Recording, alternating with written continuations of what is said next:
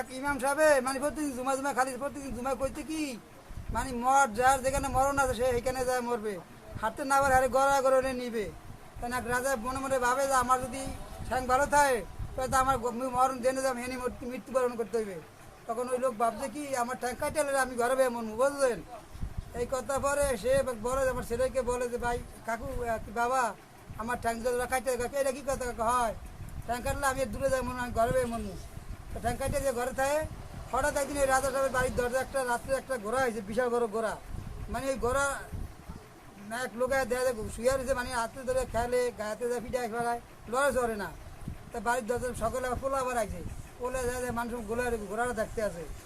এখন বাইর যায় বলে বাবারে বললো যে আব্বা এরকম আমার দরজাটা ঘোরা আইছে, ঘোড়াটা এমন সুন্দর ঘোরা আমার জীবনে আমি দেই নাই।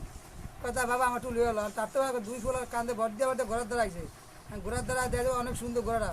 কারণ পোলাদেরকে বলে যে ছেলেটাকে বলো আব্বা আমার একটু কাম করো, ওরা দুজনে ধরিয়ে আমার ঘোড়ার পিঠে টুটে বওয়া। যখন ঘোড়া পিঠে উঠে বসাইছে এই হঠাৎ দৌড় কি ঘোড়া আর ঘোড়া খাবে না।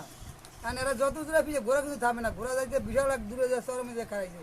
আর হেনে যায় বলে যে আমি মালিকুল মহত আইছি তোমার মৃত্যুবরণ করুন। কথা ঠিক আছে একটু দাঁড়ান, ওই পিছের লোকগুলো আইতেছে আমি এখন সাথে তুমি কথা বলুন এবার আমার মৃত্যুবরণ করুন, সমস্যা নেই। যখন আইছে তখন ছেলেকে বলছে তোমরা যাও গিয়ে আমার মৃত্যু কিন্তু এখানেই হবে, তোমরা চলে যাও গিয়া। শেষ।